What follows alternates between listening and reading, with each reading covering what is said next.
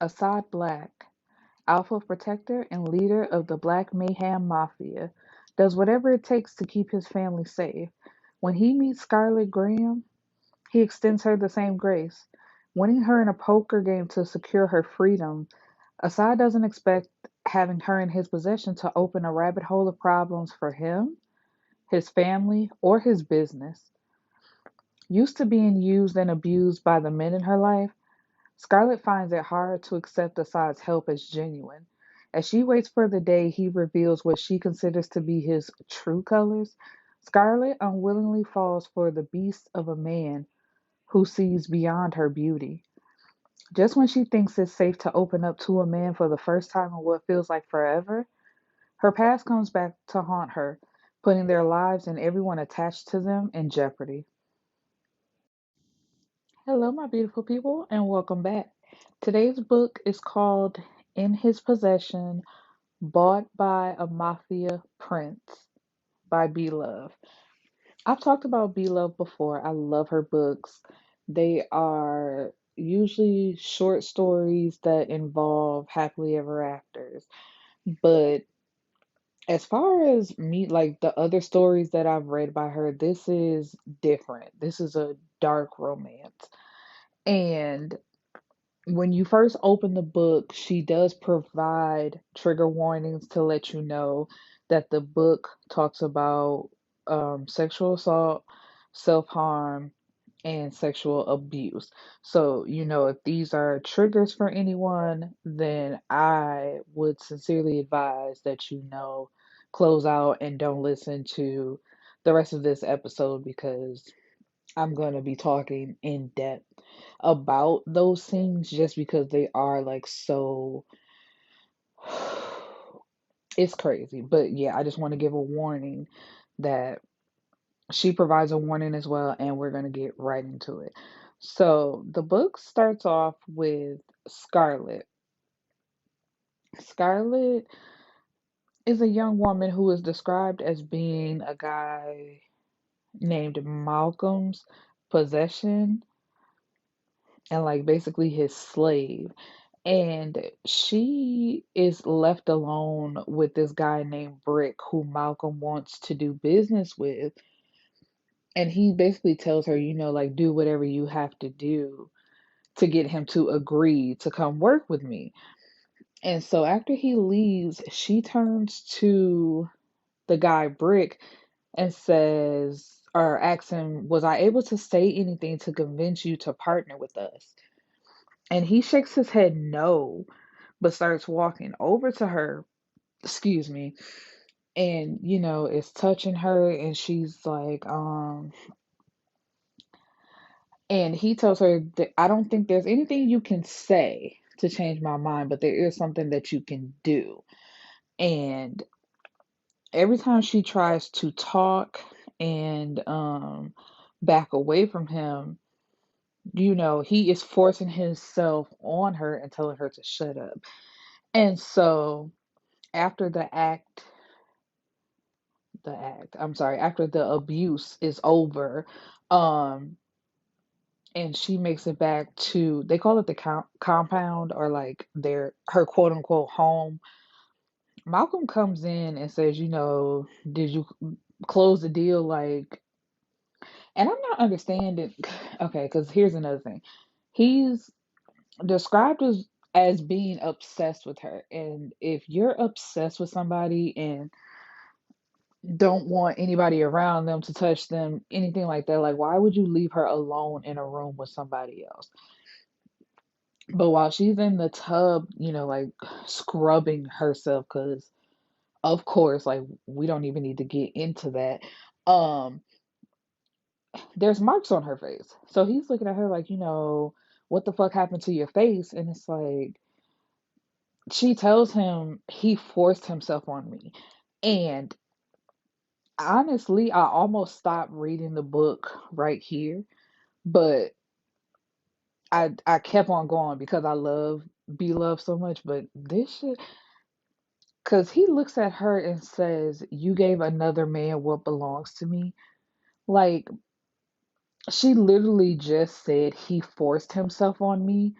So how do you take forced as her giving it away? And I know what it's stemming from, and I got upset with that alone. So it's like basically you're saying that she asked for it and she willingly had sex with this person when she just told you that he forced himself on her. And so she explains it again and tells him not by choice. I tried to fight him off, but he overpowered me. And still, he says, what part of you only do what I allow you to do with men do you not understand? And it's like, what part of rape are you not understanding? She has used the word forced, overpowered. Like, what's not to be understood? And with this being somebody that you are obsessed with, why are you trying to make it seem like she's a whore? That I don't know. And it's like usually I love B Love's writing, but I don't think obsessed is the word that should be used here because being obsessed with somebody, I don't think you would do this. Like you wouldn't want to use them in this way and like have them out there like that, but whatever. And so she tells him again, like, I told him no. But he said he wouldn't agree to your terms unless I had sex with him. I tried to fight him off, but he was too strong. So finally, then he asked, he raped you? Like, yes, I've had to explain that to you 3 different times now. Um, and so the next day, he sets up a meeting with Brick while they're outside and tells him, why would you think that you could have sex with her? And at what point did I tell you that you could have sex with her? And it's like it's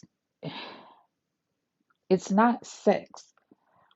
It's sexual assault. Like, because when you say have sex with, it's like they're not having sex together. He is assaulting her. She is not a willing participant of this act. And this nigga says with a straight face, I thought you were offering her to me. And he asks, did she say no? And he says, well, yes. And it's like, not even gonna lie. At first, like before the assault happens, I could see how he would think that because it's like if we're all in a room together and then you just slide on out the room, leaving them two together, and she turns to him like with the flirty smile, you could assume something. But even with assuming, as soon as she said no, that was it. You should have backed off, shouldn't nothing else happen. And then he also said, Brick, the guy Brick, he says, my apologies. I thought that was part of the deal. And then he claims that she was wet, so he thought she enjoyed it and was just playing hard to get. But if I overstepped, I do apologize. What do you mean if you overstepped? She said no. So of course you overstepped and you sexually assaulted her. And Malcolm turns to Scarlett saying, do you accept his apology? And I'm like, what the pull over? Like, what are we saying here? And of course she says no, but if Malcolm want to work with him, she really has no choice because she doesn't have a say so in things. Like Malcolm controls her and has guards like watching her at every step. So she can't go anywhere, do anything without him knowing about it because they report back to Malcolm and let him know everything. But he tells his guards, don't let him make it back to his car, take him to the dungeon. And when Scarlett and Malcolm get to the dungeon, Brick is barely alive. And Malcolm has one of his guards like hand him a gun and tries to give it to Scarlett. And she's like shaking her head, no, like I'm not about to kill him. I don't want no part in this. I really don't ever want to see him again.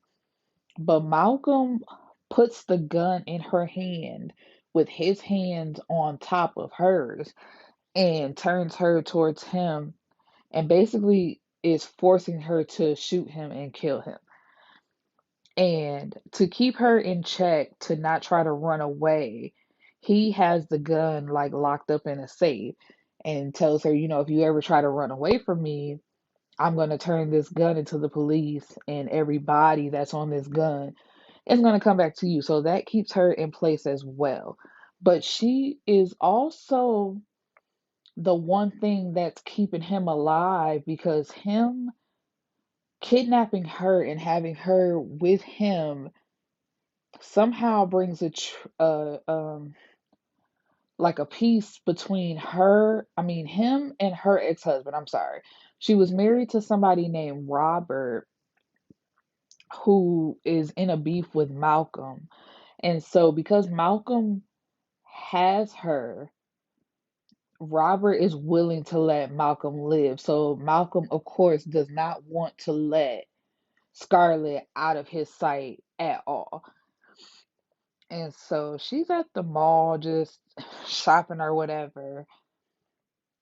And like every little move she makes, she knows like one of the guards, and he just watching everything. It's like if somebody talks for too long, this guy is on the phone like reporting back to Malcolm. And I'm like, see, that's another thing. Like abusers, like he who shall not be named. The only reason why he got away with that shit for so long is because he had people condoning his actions and helping him out. Like them niggas who claim to be guards, they see what Malcolm is doing to Scarlett. And as long as they getting paid, they not doing anything to help her. And they're not going to. So then we are introduced. No, okay, before I go on to that. So after she, comes back from the mall, Malcolm wants to have sex with her.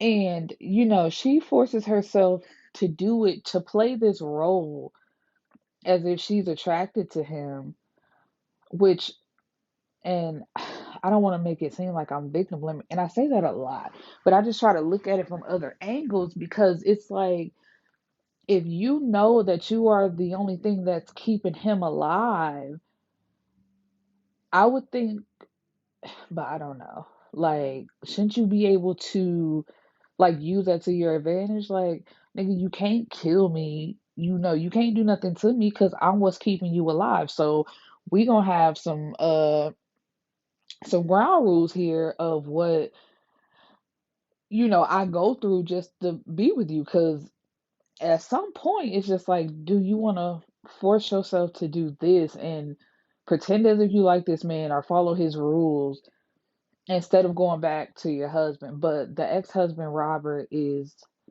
abusive, or was abusive to her, so she feels like what she's doing now is better than what she used to go through. And I'm just like, I don't know.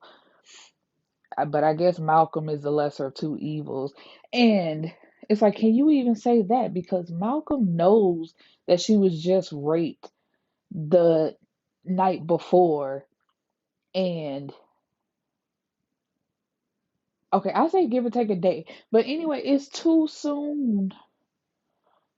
I'll say a day. So it's just like maybe 2 days ago, she was just raped, and now it's 2 days later, and she comes back from the mall, and you tell her you need to bust a nut. Like, make that make sense. Like, this woman was just attacked. She should not have to be doing anything sexual with you right now.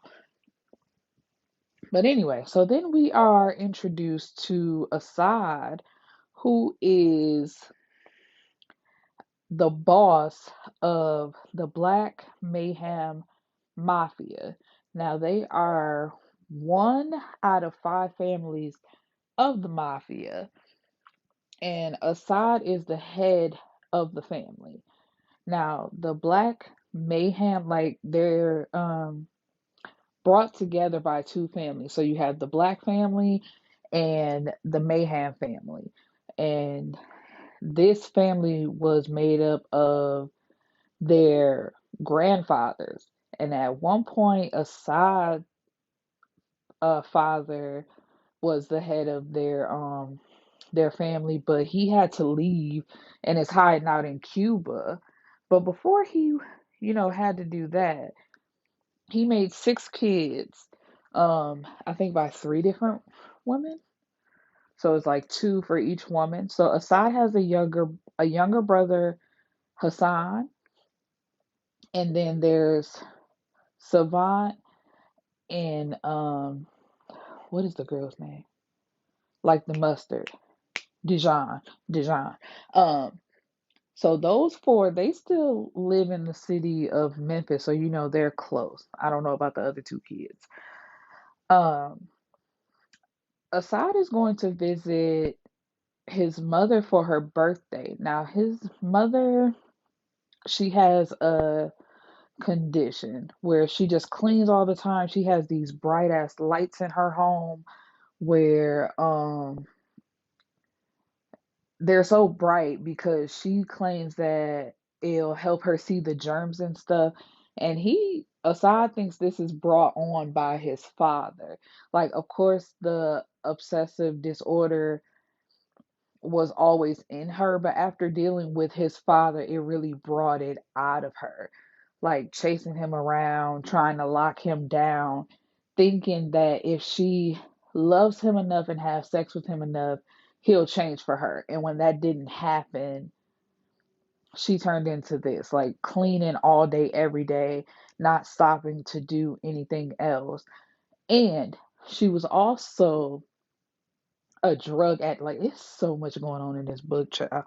Um, she's also a drug addict, but she got clean when she had him.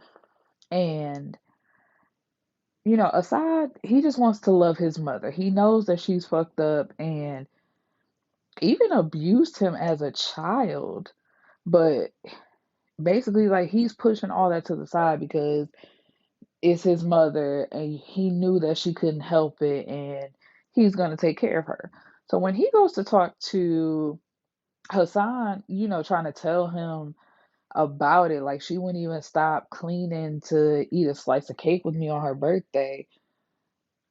Hassan is like, I don't even know why you went over there. Like, basically, that motherfucker crazy. Like, what is your purpose in going over there and even talking to her or trying to talk to her?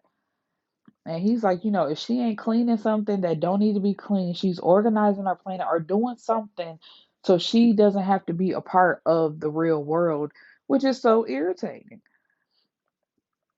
And Assad doesn't understand why Hassan is so upset because Assad is the one who dealt with the brunt of her abuse, neglect, and drugs when they were kids. And I thought that was very selfish because he's like, you didn't have to deal. His way of thinking is, you didn't have to deal with that. I did. I took that abuse so she wouldn't do anything to you. So, like, what are you mad about?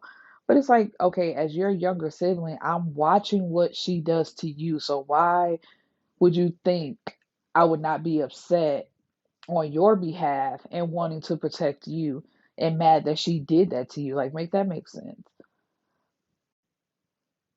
Okay. And Assad's story is that he has a young daughter who, what is her name? Her name is Maria. He had with a woman by the name of Jessica. Jessica moved out of state after finding out that Assad was cheating on her. She just couldn't take it. And her way of thinking was if she moved out of state and didn't have to see him every day, she could fall out of love with him and they could just have a co-parenting relationship, which, he agrees to. And because he's in the mafia, of course, he can't be around all day, every day. So he just sees his daughter when he can. And, like they're having a nice relationship that way.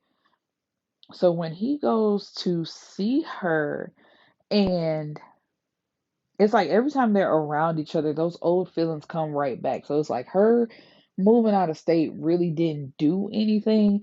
And she's also still really upset because he tells her something like, you need to come back home and we can make this all work out. I'm sorry for doing that, but you my whole world. And she's like, no, which I don't blame her because it's just like, if I was your whole world and you claim to love me like you say, why would you cheat on me? Like, it cannot be both ways because the argument that men always try to create and that some women like pour into is when a man cheats, it's just physical. He's not really thinking about it. He don't care about the girl or person that he's cheating with whatsoever. But when a woman cheats, it's an emotional connection, and basically she's ready to leave you to be with this person if she's gonna have sex with him. And it's like that's not true.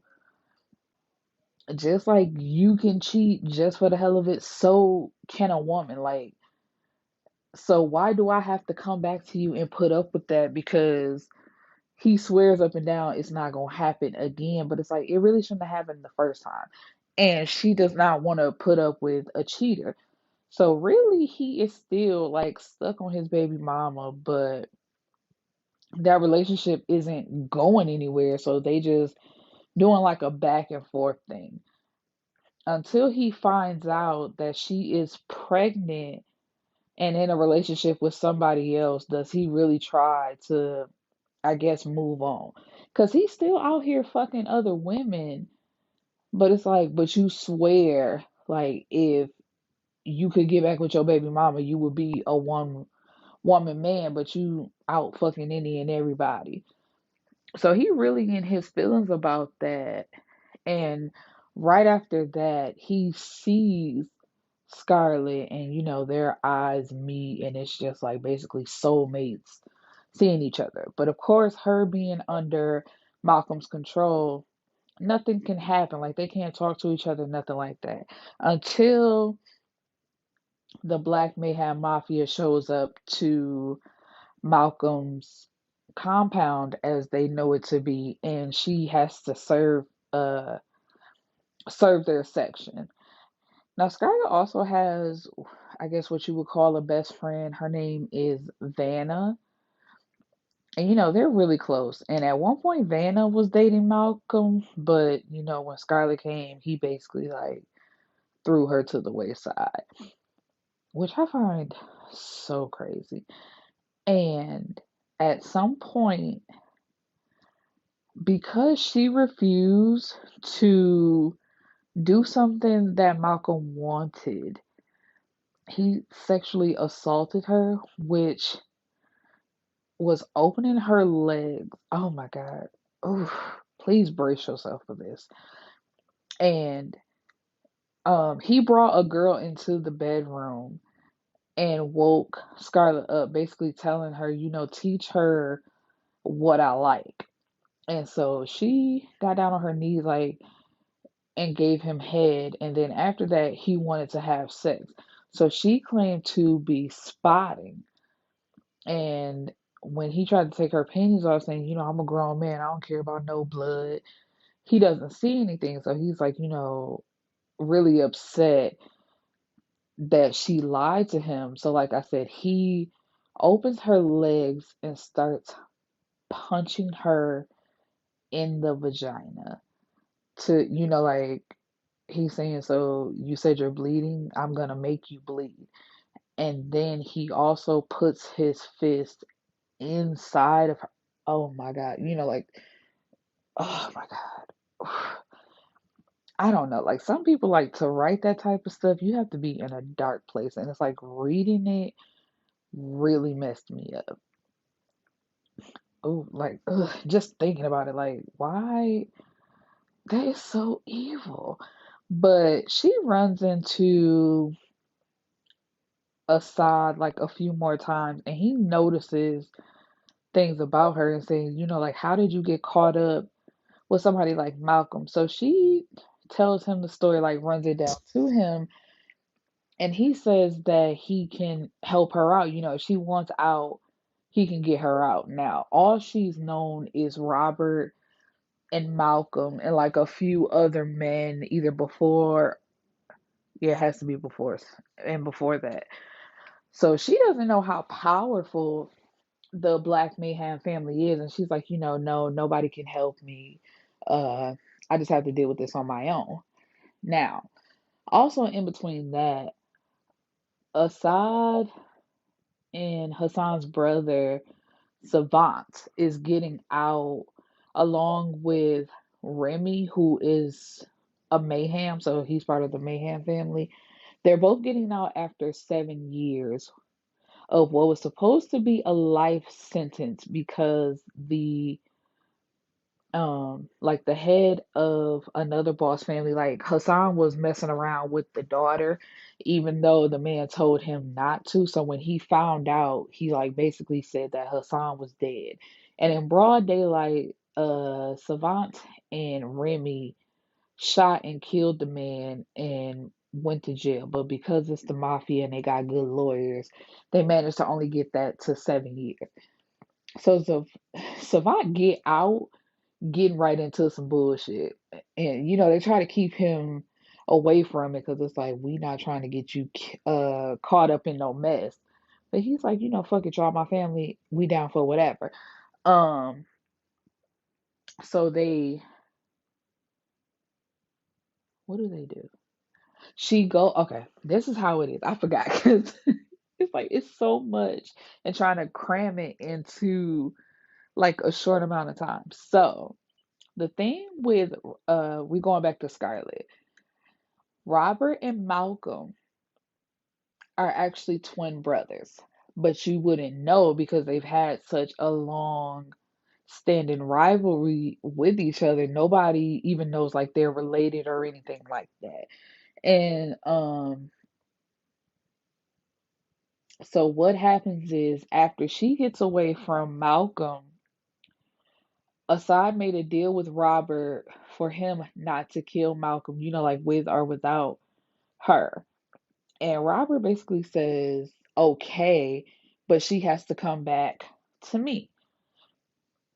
So they set it up to where she didn't have to, but Robert kills Malcolm anyway. And so Assad tells her, you're not going anywhere. You're staying here with me because Robert can't stand on his word because he promised that he wouldn't kill Malcolm and he did it anyway. So I can't trust him. Um, but then he tells her the one way we can end all of this is if you do go back with him, but it'll only be for a night. And like you have to kill him, and after that, it'll be all over because both of them are dead. And in between this time, like them two getting to know each other, they're kissing, but saying, like they're not in a relationship, calling each other babe and honey and all, like basically doing stuff that couples do while saying that they are not a couple because they both acknowledge that they have things that they need to work on, but they're still so drawn to each other. So anyway, Assad drops her off to Robert, and she has to play her role, and she cooks dinner and slips something into his drink. So by the end of the night, it looks to be just like a heart attack that he had and he dies. And she gets to go back with Assad. Now she's finally free and clear. And he asks her, like, so what do you want to do? Like, what does this mean for you? And she says she wants to find her dad's side of the family because her father was in her life, but he died um at a young age. So that like really messed up her life. And she's been trying to find him in men and basically been getting all these fucked up men. Um so he sets that up for her. He finds her her grandmother and other family members, and she decides that she's gonna take off and go meet with them and try to figure out the story of why nobody has gotten in contact with her or tried to find her or things like that. But it's really awful. Well, I shouldn't say awful, but it's bad for them because they're really feeling each other, but they feel like this is what she needs to do, so they're gonna do it. And like I said, they was doing all things that couples do, and thought that there was a possibility she could get pregnant, but she no. She asked him did he want kids, and he said maybe more kids. I'm sorry, because he does have a daughter. Does he want to have more kids? And he says maybe, and she lets him know that she might not be able to have kids because when she was with Robert, because this story is very much present flashback, present flashback. Um, when she was with Robert, he was also obsessed with her that he didn't want to share her with anyone else, like not even a child. So when she would get pregnant, he would force her to have an abortion. And one time, like, she didn't even tell him that she was pregnant, trying to hide the pregnancy. And when he did find out, he beat that baby out of her. Um, and then all that time she was with Malcolm, I think 2 years, they were having unprotected sex, but she did not get pregnant. So she just thought she would no longer be able to have children. So while she's off on her journey, it's like a couple months, she comes back with a belly. She's pregnant. And when he opens the door, at first he's kind of pissed because I guess he's thinking like she done went off and had sex with another nigga. Now she about to tell me that she pregnant. But she lets him know like, no, this is your baby and we can co-parent if you want, but I would like to be with you. And so, of course, that's all he needs to hear. And they together. He was like a sad little puppy the whole time she was gone because he didn't want her to leave in the first place. But oh, I forgot to mention, while she is pregnant and engaged, Jessica, his baby mama, was like real upset when she found out that he was helping Scarlett out. Yeah, it's just like she like um because I'm going to assume because he wasn't paying her attention anymore. She was like, who was the girl that got you not sweating me? And he like, what you mean? It ain't nobody. I'm just trying to respect the fact that you are engaged and you about to have another baby. So, like I'm off you. And she like, no, it gotta be another bitch. And when she finds out about Scarlett, she gets in her feelings like, why couldn't you be that way for me when we were together? And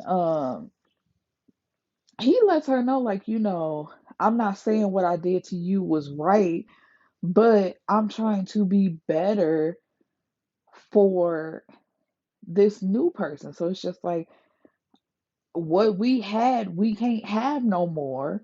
And basically you just gotta chalk it up. And it's like, didn't you were the one who said that you didn't want to do this anymore and that you were moving on. And it's basically like I think she didn't want him anyway. She just didn't want nobody else to have him. So it's like as long as he was out being a little thought bopping and it seemed like she was doing better than him and taking something serious, she was okay.